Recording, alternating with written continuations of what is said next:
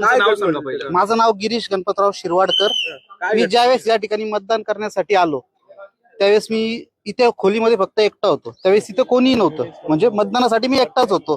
त्यानंतर मी मतदान केलं. त्याच्यानंतर मी जे बटन दाबलं, त्याच्यानंतर ते बटनच्या समोरचा लाईट न लागता त्याच्यावरचा अनुक्रमांक 1चा लाईट लागला. मी मतदान केलं धनुष्यबाणाला आणि लाईट लागला हा कमळाचा. त्याच्यानंतर मी या ठिकाणी त्या अधिकाऱ्यांना कंप्लेंट सुद्धा केली, तर त्यांनी मला असं सांगण्यात आलं तुम्ही लेखी स्वरूपात द्या. मी आता लेखी स्वरूपात सुद्धा इथं तक्रार केलेली आहे.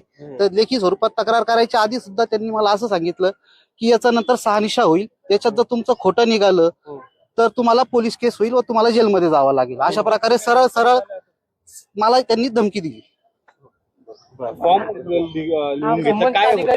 फॉर्म फक्त काही नाही, त्याचं एक माझं त्याच्यात नाव होतं, यादी क्रमांक होता, बस एवढंच होतं आणि माझी सही होती. आणि अधिकारी कोण होते नेमके? त्यांचं नाव आता वाहक म्हणून होते.